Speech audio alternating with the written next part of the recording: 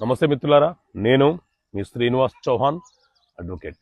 మిత్రులారా, చట్టబద్ధంగా ఏ వివాహాలు చెల్లుబాట్లు కావు, ఇలాంటి సందర్భాలలో చేసుకునే వివాహాలు చెల్లవు, చట్టం ఏం చెప్తుంది? సో మిత్రులారా, మన దేశంలో హిందూ మ్యారేజ్ యాక్ట్ 1955 అనే చట్టం అమల్లో ఉన్నది. ఈ చట్టం ప్రకారంగా చేసుకునే వివాహాలు ఇదే చట్టం ప్రకారంగా విడాకులు తీసుకోవడం అనేది జరుగుతూ ఉంటుంది. ఈ చట్టంలోని సెక్షన్ 5 ఏం చెప్తుంది అని అంటే, ఎవరైనా ఒక భాగస్వామి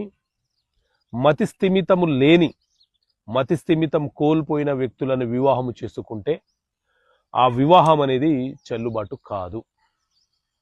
అదేవిధంగా ఒక మహిళకు లేకపోతే ఒక పురుషుడికి మొదట వివాహం అయ్యి ఆ మొదటి భాగస్వామికి చట్టబద్ధంగా విడాకులు ఇవ్వకుండా రెండో వ్యక్తిని వివాహము చేసుకుంటే ఆ వివాహము కూడా చెల్లుబాటు కాదు.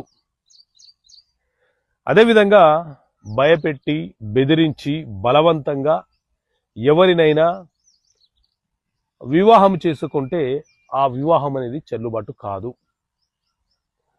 మైనర్గా ఉన్న మైనర్ పిల్లలను, మైనర్ అమ్మాయి కావచ్చు అబ్బాయి కావచ్చు, వీళ్ళను వివాహం చేస్తే ఆ వివాహము కూడా చట్ట ప్రకారంగా చెల్లుబాటు కావడానికి అవకాశం లేదు.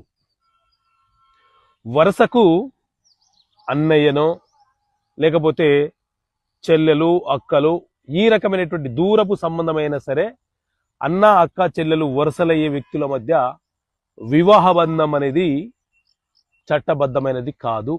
చట్టము ఆ వివాహాలను నిరోధిస్తుంది. సో చట్ట ప్రకారంగా సాధారణంగా ఈ సందర్భాల్లో చేసుకునే వివాహాలు ఏవి కూడా చెల్లుబాట్లు కావు. ఓకే మిత్రులారా, థ్యాంక్ యూ. జై హింద్.